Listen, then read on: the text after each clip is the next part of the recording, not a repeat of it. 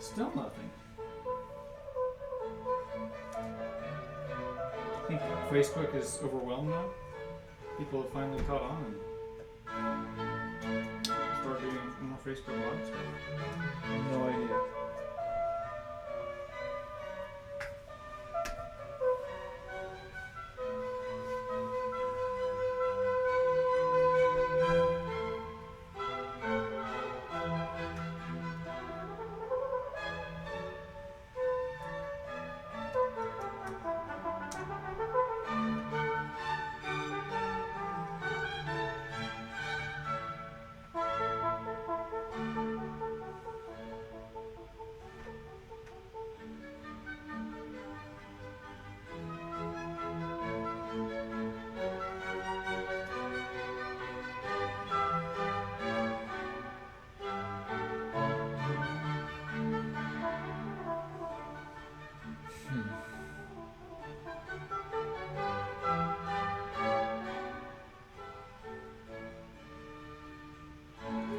It says on Caster it's connecting, but we're connected on YouTube.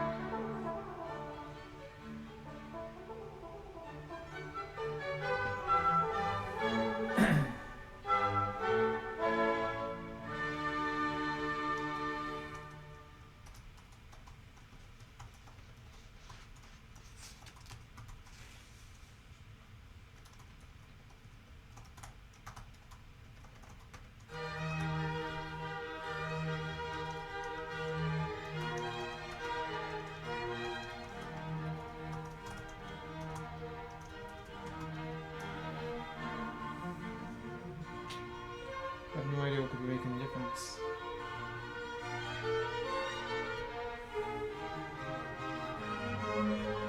It's still just...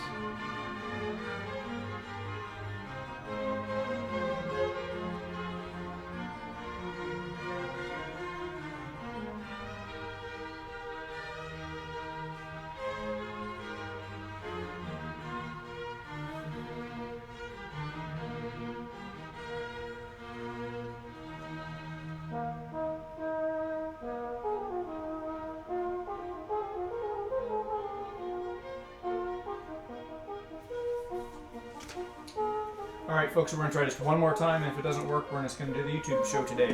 So, hang in there. I see the 5 of you there. Can you give us one more chance? One more chance, and if not, we'll just stay on YouTube, and we'll do the show on YouTube today if this does not work. One last chance.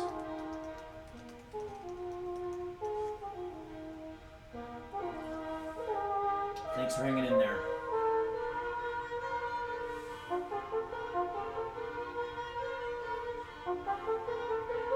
Although people are coming over from Facebook, maybe we'll just keep this stream going.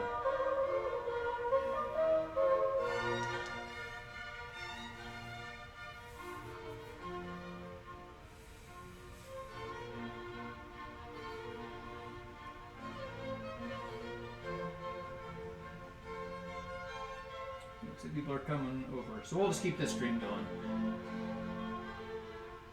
Okay.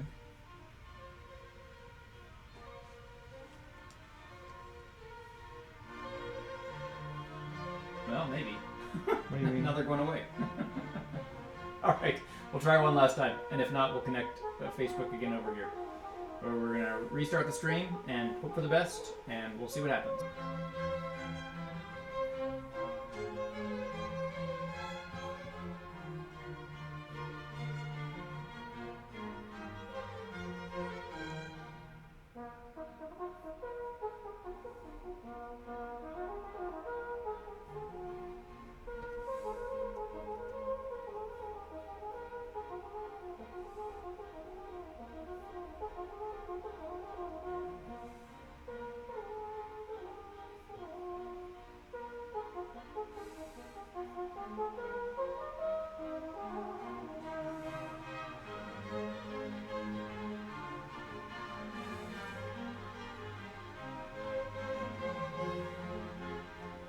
Hi, everybody, we're back.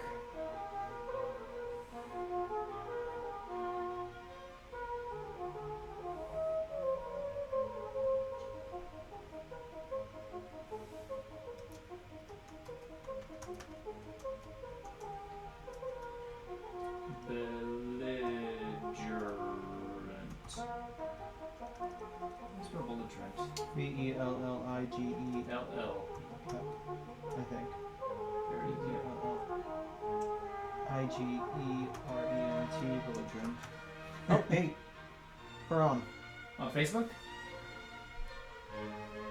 No, never mind. So I just saw the image and I thought it was on, and I realized it was your YouTube link.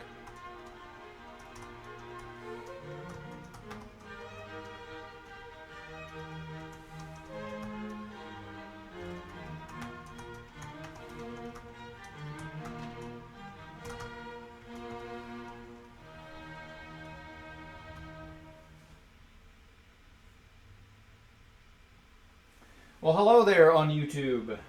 Welcome. It's all about you today. It's all about YouTube because there is no Facebook show today. So YouTube wins. YouTube wins today. We should contact Caster and see what the problem is. Well, it might. Well, we'll see what happens at the Rosary today, I guess. No. Well, contact Caster and see what happens. Okay. Okay. And the Rosary isn't until after Mass, isn't it? Mm-hmm. Today's Tuesday? Mm-hmm. What time is the Rosary? 5. Oh, is that at 5? Okay. We have been doing it anyway. Yeah. No, I was thinking of a different schedule for a moment.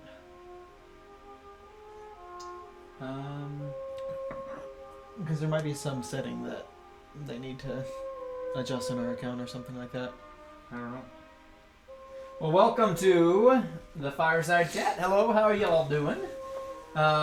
We are not on Facebook today because Facebook is being belligerent or something. Hey, maybe we'll bring over the camera again. We can show you our caster. Let me pull that up again. You can show them what? The caster page. It says connecting. Oh, okay. Just to prove to people that it's actually something's weird happening here. Waiting for stream, waiting for frame, simulcast. See? Right there it says connecting.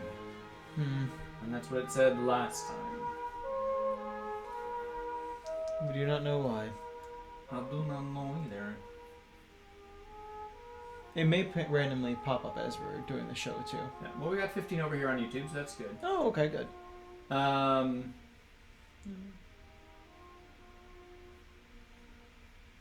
All right, so let's go to the ash cam for a moment. Right Why don't you here. bring that over and show the screen here. Must we? Well, I want to prove. See, I think they believe us. see. Here we go. Look now, it's right there. Can't you? There's not the legs. The legs are in the way. It says connecting right there. Good Shepherd Catholic Church on Facebook Live. Connecting. I don't know what's happening. Oh well. Yeah. It was just a follow-up from our camera tour last time. I'll be right back and grab some. All right, very good. Well, welcome everybody. Welcome to Fireside Chat. We are back. Do you want to bring over that bag too? What we're drinking? I don't know what we're doing. We're drinking Camerons. Are we? Oh, okay. Or Cameroons, as I like to refer to it. Well, welcome. How you doing? What questions you got today? I am drinking once again out of my Hoppy Easter cup. I will go over to the camera and say hi to my nieces and show off my cup again. Hello. Here's my Hoppy Easter cup. And did you, Rachel, Rosalie, Laura, did you see these bunnies on the show yesterday?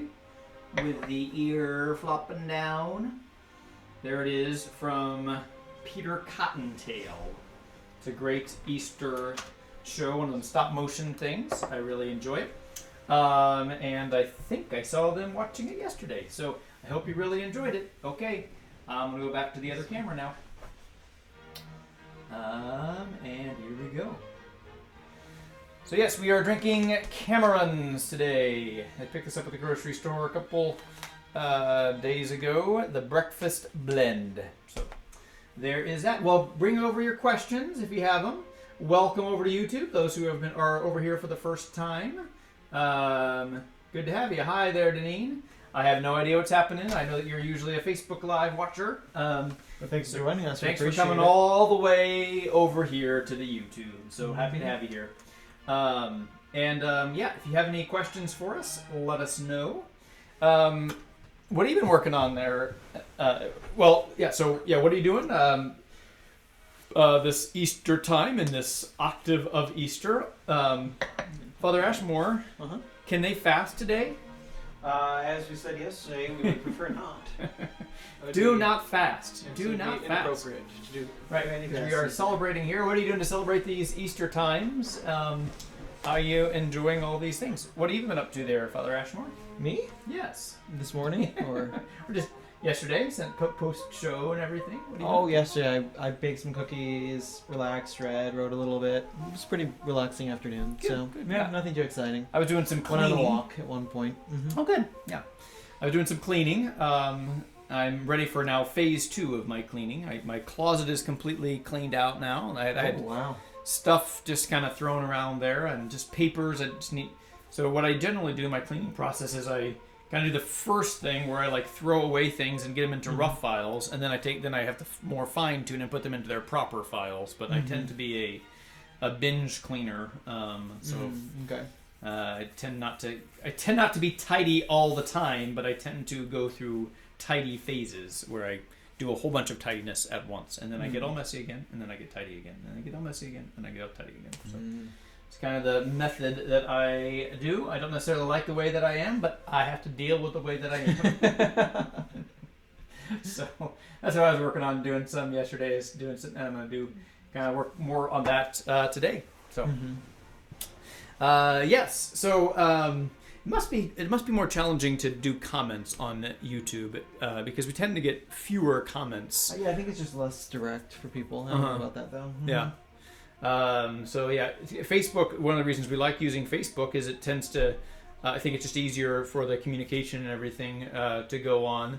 There tends to be a more, we can see who's joining and stuff quicker. It seems like there's more direct interaction. So what are your questions that you have for us today? What else were you working on there? Were you working on some poems? Or? I was just reading. Yeah. Good. Nothing too exciting at this point. We can come up with things to say if we need. So, I suppose there's Maury. Okay, there we are. Will signing piece ever be in the beginning of Mass as what was brought up in a few years ago? Right. So, people, I believe at Good Shepherd, there was the custom of greeting, turn around, greet your neighbors. Oh, okay, yeah. Say hello to everybody.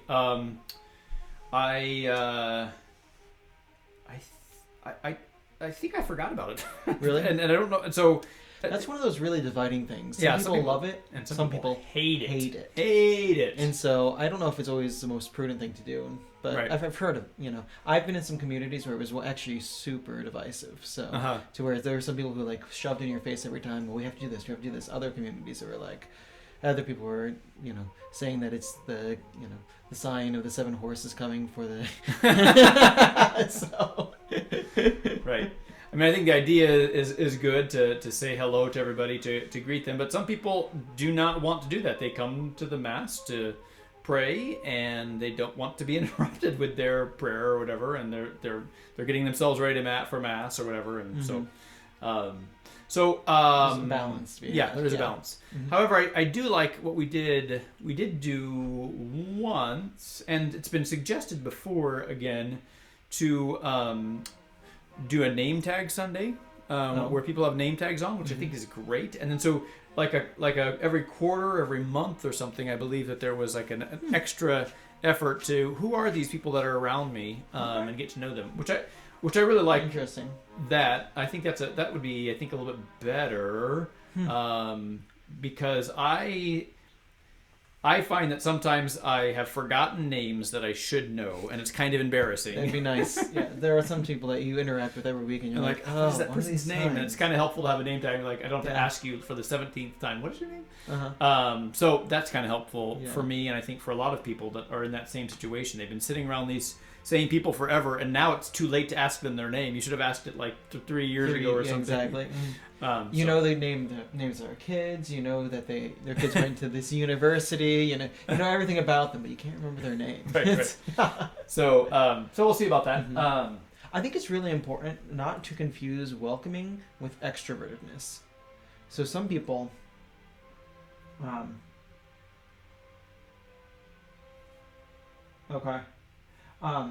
some people think that being welcoming equals being extroverted, and that's not always true. Yeah, there are a lot of people who feel welcome in a parish, but they don't say anything, or they don't really introduce it, and that's okay. You know, as long as they are getting the spiritual development and growth that they need, and they're getting their needs met, it's important for us to recognize that God has diversity of ways that He's created people, and so coming up with ways like that might be a little bit moments where we can be a little more welcoming, without being forceful about it, are a good way to think about it. So I think a lot of people suffer from the idea that I am just like everyone else, or I'm the norm. I'm the norm, and it's it's important to recognize that everybody needs something a little. Everybody has their own way of feeling welcome. So part of our welcoming nature, we try to help everybody feel welcome in the way that is fit to them. Yep. Deneen, you mentioned practicing music. Yeah, sometimes that we'll have we'll be introducing a new Gloria or something, and they want to just introduce that idea to the people before we begin the Mass. So yeah, that can be interruptive too, or sing the psalm refrain or whatever. But if you want people to participate and to sing, and Good Shepherd does have a great history of not only of music singing, but really what musicians should do, and I think that all of our musicians do a good job of. It's not a performance, but it's about enabling and inviting the community to join in song. And so, I think that's just that's a fine line if you don't want to overdo that. But sometimes, especially if it's a little bit of a tricky one, you want to give it a run throughs beforehand. You know, we even did that in seminary and in the monastery, and a lot of people hated it too. It was called Liturgy Practicum, and we would do it every week when I was in college seminary, and every few weeks when I was in major seminary, and people hated it. But if you want to be able to feel comfortable singing the music, you need to practice it. Because we've all been in that position to where we've been singing a piece for a year or so, and we realize, actually, I think I've been singing it wrong this whole time. Or you never feel really comfortable with it. Right. So. Right. Yeah, because it's an interesting thing, because I've said about that too, like liturgy, that we are. It's not a spectator sport, right? It's much more like, if we compare it to sports, it's much more like we are on the team rather than we are watching somebody else do it, right? So the kind of the leaders of the different spots of the liturgy, the lector, the cantor, whatever, you are not coming there to watch this person do their performance or to do their sport. You are on the team. They're present as well, and so all of us should be singing and responding and praying, all those things together, to a certain extent in each person's way. I mean, if you don't want to sing a certain song or any songs or whatever, that's not helpful for you, that's fine. But I think we are encouraged that there is the difference between a community worship and private worship, right? And so the Mass is a community worship, which is different a bit than private worship. And so we come to private adoration or whatever and kind of do whatever we want, but we can't really do whatever we want at the liturgy, There's times that we stand, there's times that we sit, there's times that we kneel. We go with what are the norms. We hold our hands in this particular way. We do this, we do that. And it's kind of the invitation not to everyone do their own thing, because we want to be worshiping the way that God and the church has directed us to do those things. Mm-hmm. Yep. Yep. Yeah. We're opening up the. We've got quite the discussion going on. Very interesting. Yes, I agree. The Easter Mass homily was excellent. Yes. So it is a fine line too of that quiet inside of the Mass, inside of the church, and people seeing each other. And I think that's especially once we get back to church. I mean, I imagine there being a lot of, oh, so good to see you again. Right. Now, again, that's what the narthex is designed for. That you want to have more of those conversations. But I know that, I mean, I'm the same way. I see somebody there, and I happen to be walking around to the sacristy, and I'm like, oh, it's so good to see you. And just a couple of those conversations and things get a little bit louder. So that's true. And I need to watch out for that, because especially after Mass, I'm really bad about that. I see somebody, I walk over, I start having a conversation, then I look and I realize there's somebody praying right next to me. Right. So it's a balance to be had in it all. I mean, really, we should be really encouraging. That's why that beautiful, huge narthex was built, I believe, was so that people could have those more extended conversations outside. But again, that's just kind of part of the sense of community worship as well. You know, I'm reminded of a story. I don't remember who it was. Who was it? I want to say it was Hilaire Belloc or one of these other 20th century writers who converted to Catholicism. And he said that he converted to Catholicism because it was the only church that when he walked in, people weren't begging him to join. Oh, interesting. And that was a kind of an interesting thought, and perhaps it was a little off-putting. But his point was that it was more important for everybody to be there, worshiping God, and they had a direction in a certain way. It was like he came to church and he realized, oh, we're all here for the same cause. I don't need to be. It's not like I'm coming to join a big club or anything like that. And I think sometimes there can be that tendency, like, well, I want them to feel welcoming. I want them to feel like this, and we need to make people feel welcome. Absolutely, that's not what I'm arguing with.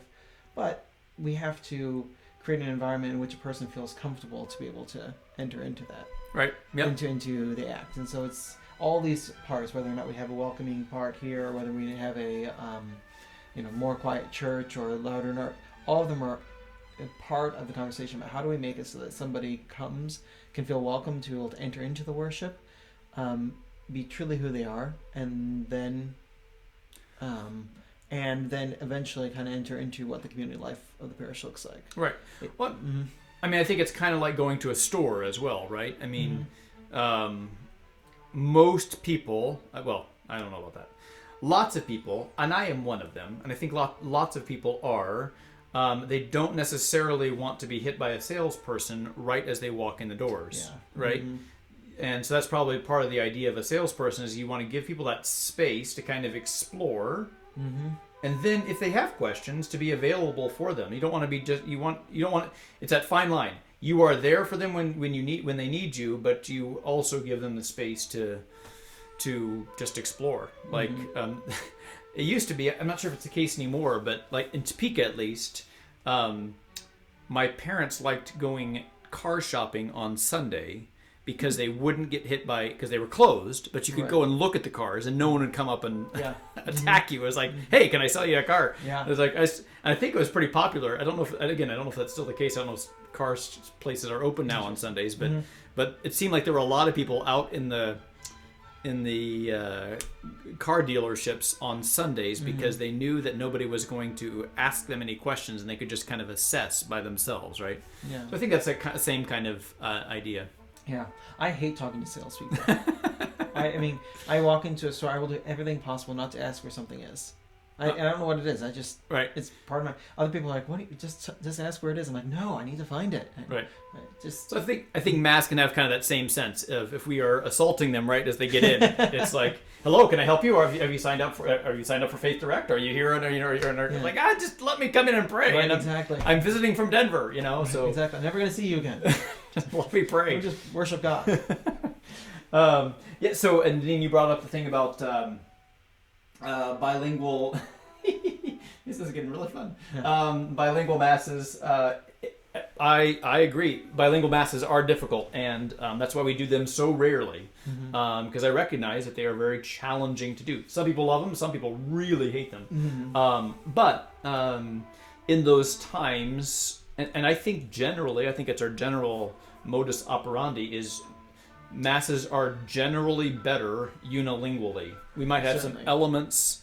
Sometimes at a Sunday Mass, like we might sing a bilingual song or something like Pan de Vida, I think is a pretty well-known song and people like singing it and it's not too hard to sing.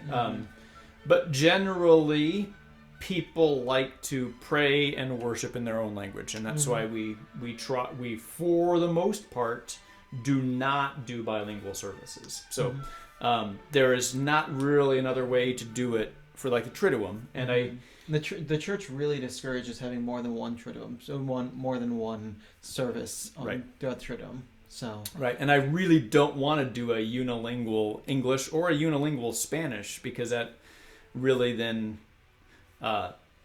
puts a whole part of the community like, well, where's our mass? So, but I've described before, and maybe I've been sharing. It's the Triduum is kind of like our Thanksgiving.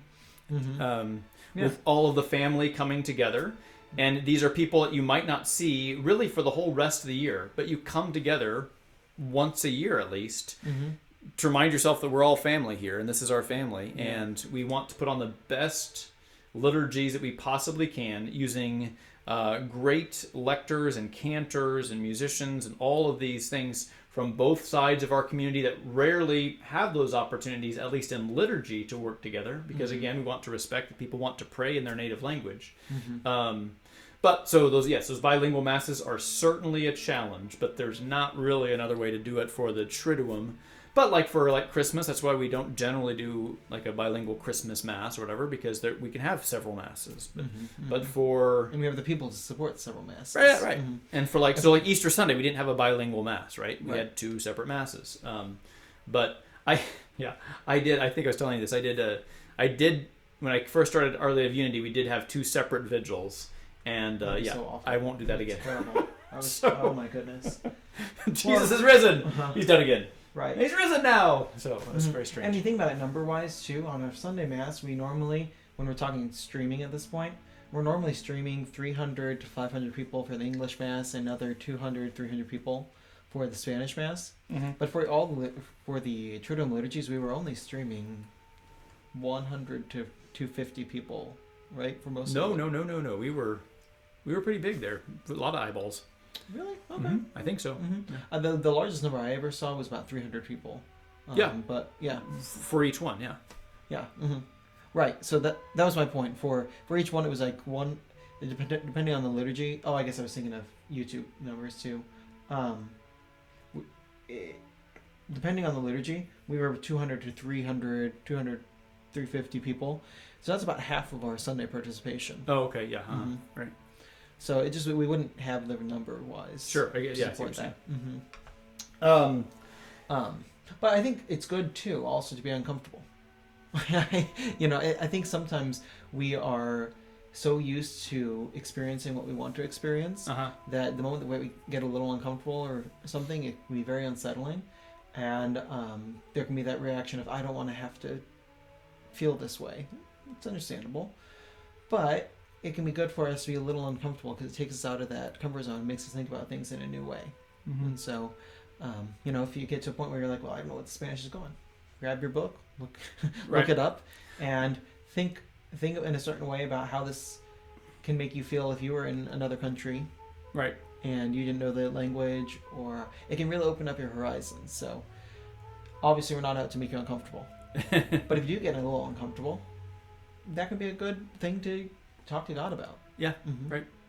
Well, and we're also blessed with that big screen that we didn't always get the camera angle right, I know, but pretty much when there was something happen in the other language that, like, especially with the readings, it was up there on the screen in the opposite language. So we're trying to be mindful of that. So that is the blessing of having that screen there, is you can do that kind of thing with not ease, because I know that Diane Shell and whoever else is working on those screens works hard on them. But when those are up there, I think that's very helpful for the folks. Yeah, to see those. Mm-hmm. About the bells, yes, some people love the bells, and some people don't love the bells. Mm-hmm. So, Good Shepherd has not, at least in recent history, I'm not sure if in ever history has had the bells. They are optional. They don't have to. Mm-hmm. You don't have to have bells for the Mass. I think, my very first weekend, people said, "Okay, Father, bring back the bells." I don't know. So I try to respect, and I've had other people say, "Father, please do not bring the bells. We do not do bells here." I'm like, so right. At the moment, I'm kind of nebulous on it, but at this point in time, I don't have an intention to bring back the bells. They can be lovely, and they can really elevate that moment of the Eucharist. But at this point in time, I just don't think it's prudent for us to make that change. When we're, especially during all this, when we're doing so many changes already or whatever, and still getting used to me and everything. Mm-hmm. So maybe someday, but at this point, doesn't seem to be the most prudent thing to do. Yeah. Mm-hmm. So bells are one of those things that more are. How do you say this? It's. Often for people, bells are a sign of war when it comes to these things. Like the bells actually don't mean that much to them, but there's a symbolic meaning to them. So some people see bells as going back to 1927 when, which is kind of silly because it's in the new missal. It says right there, you can use bells at this point and this point. But there's that real big emotional shift, and we have to be respectful of that emotional shift. Right. Mm-hmm. Right. I share the story that my mom tells me frequently about when my grandparents went through the whole Vatican II changes, mm-hmm. and through my mom, because I was much younger. I mean, I didn't experience. I mean, we're both obviously never experienced like pre-Vatican II Mass.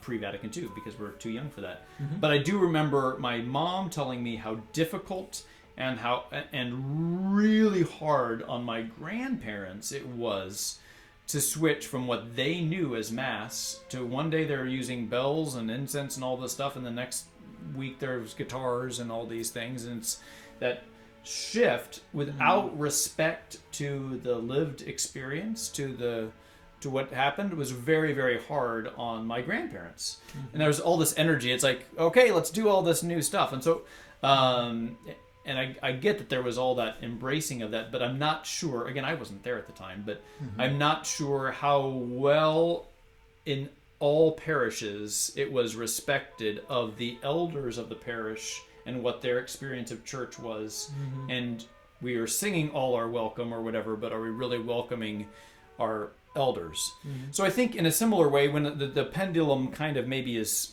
shifting into what sometimes feels like we're going back in time, we're not, but it sometimes feels like that. I want to make sure that we are not doing the same thing again to those who really embrace all the guitars and all these things. I don't want to do that same thing that happened to my grandparents, mm-hmm. to these that have this love for how they've experienced church for all this time. So it's at balance. So we're trying to be respectful of that. Exactly. I remember a story of J.R.R. Tolkien, right after the changes. He was an older man at that point. J.R.R. Tolkien wrote The Lord of the Rings. He was a linguist. Incredible. His son was very embarrassed to take him to Mass because J.R.R. Tolkien would loudly say all the responses back in Latin when the priest would say them in English. So he'd do what? He would loudly say them in Latin while the priests were saying them in English. Oh, and it was just this.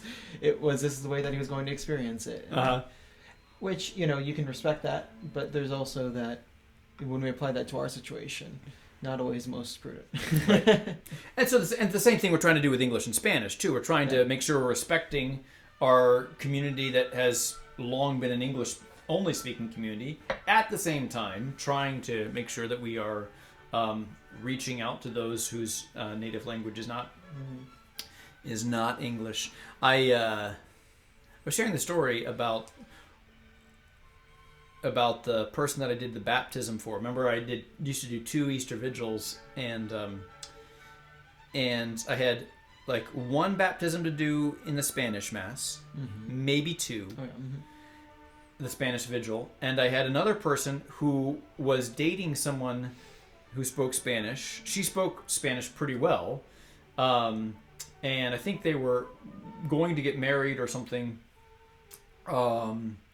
And I always saw her at the Spanish Mass. Mm-hmm. So I asked her, "Hey, do you want to be baptized at the Spanish Mass?" She said, "Nah, not really. I'd like to do the English Mass. I'd like to receive the sacrament in my native tongue." And that experience really spoke to me. I think because yes, she spoke Spanish, and yes, she was really quite good at Spanish.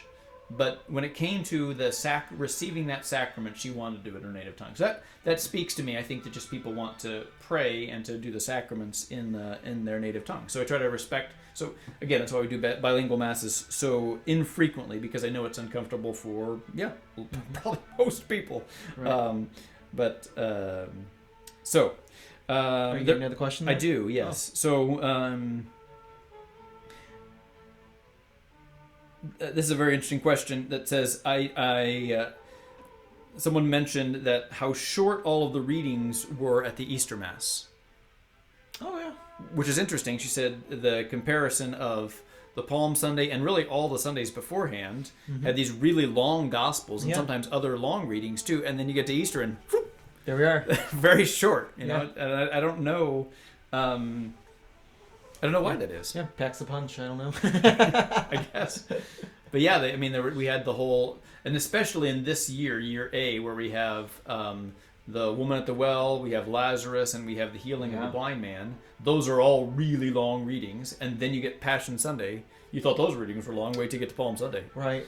So traditionally in the church, there is a tendency to see on more penitential days, longer readings being a more penitential thing. Mm-hmm. So throughout, like sure. Sincerely, and that might sound humorous, but it's also true. It's in much of the traditional. I think in Holy Week prior to the Second Vatican Council, you read the Passion narrative a couple times. I think on Wednesday you also read the Passion narrative, and a couple other times like that. There were also days when you would add readings. You would add readings on like Ember days. Which were considered penitential days. So there might be some element of the church saying, let's have a shorter reading, we're going to rejoice a little more. I don't know. Going on the opposite direction. Yeah, right. That stays a less penitential day, so we're going to have shorter readings. Right. Mm-hmm. I don't know. There could be some theologian or liturgist out there who's yelling at me right now for just saying what I did. Because I'm sure they're watching our show. Yeah, absolutely. We're so well renowned. Speaking of shows, hey, if you are looking for something else to watch, when I was doing my laundry yesterday, or not laundry, when I was doing my organization of stuff, I was watching this show by John Krasinski, and if you haven't seen it, it's really delightful. It's called Some Good News, SGN. It's on YouTube. And so I recommend it. I think there's been 3 episodes. It's just so John Krasinski is he was famous for being on The Office. He played Jim, and now he plays Jack Ryan on the Amazon show. Okay. Mm-hmm. And he's married to Mary Poppins, whatever her name is. And not Julie Andrews. I was gonna say what? Oh, the new Mary Poppins. There's a new Mary Poppins. Yes, I haven't seen it. It's delightful. So he's also never seen Pirates of Penzance, which is a family favorite, and so it's sitting over there on the table. Maybe we'll watch Pirates of Penzance at some point. Maybe it's Gilbert and Sullivan. Yeah. Anyway, the show Some Good News by John Krasinski. Emily Blunt. Thank you. Okay. It's really delightful, and I kind of teared up a bit. And it's it's 20 minutes or something, but it's it's just low tech. He's a professional actor, so he has some resources there. But it's low tech, and he's kind of self-effacing. But he also just kind of talks about when we're hearing all these bad things going on. It's just this kind of funnel for fun videos or fun things that that have been sent to him. That here's something really good that's happening in the world, and so it's just a very positive show. So I recommend. We're trying to be positive as well, right? Yeah. So if you're looking for some positive, uplifting things, this Some Good News by John Krasinski. It's really quite. I've been very impressed. I think I've watched all 3 episodes. Again, they're 20 minutes long, and I was trying to organize my stuff because I thought, oh, this would be a good kind of background thing while I to have on, but I kept on getting drawn in. I'm like, well, I got to see this. Oh, this is so this is so touching and just really quite beautiful. So yeah. Nice. So anyway, that my little What's that? My sister was not sure. She's not sure about this Pirates of Penzance, but family favorite. Father Ken's favorite. One or the other. It's good. I mean, he's got the. It gets great reviews. I looked at them. We were talking about. Apparently, was interesting. So I looked this up very briefly this morning. I believe it was released in 1982. Yep. And when it was released, Universal Studios, who produced this film, decided to release it on this new television service at the same time that it was releasing it in theater.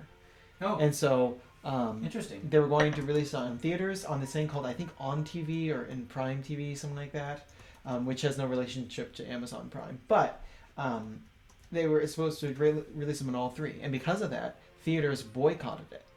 And so it only made like $800,000 in the theater. Interesting. And so it was an utter flop. They lost tons of money on this movie. But that's why I know you never hear about it. Yeah, but it got good reviews nonetheless.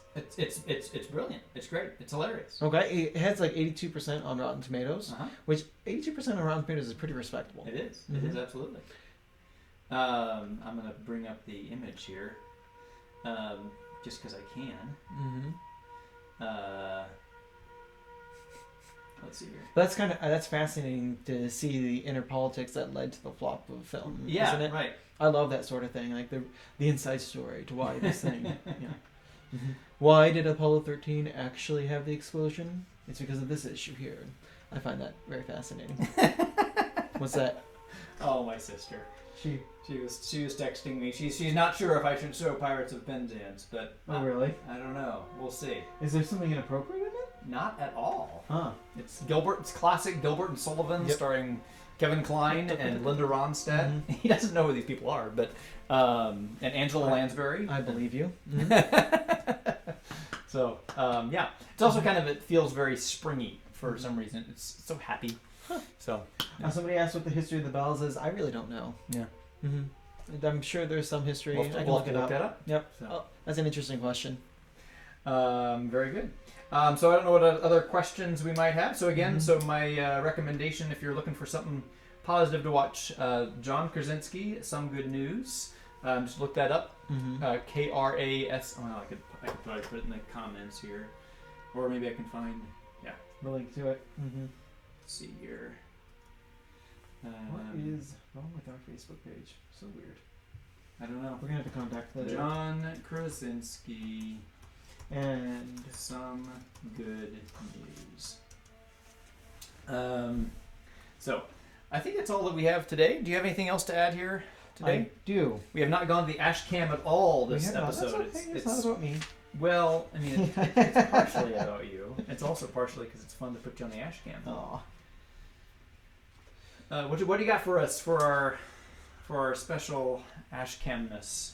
I've got another poem today. Excellent. It's another one of the Divine Meditations, Sacred Sonnets, John Donne, and it's somewhat Eastery. Perfect. So I think because you had Good Friday right last week. So it is the Divine Meditation number 12.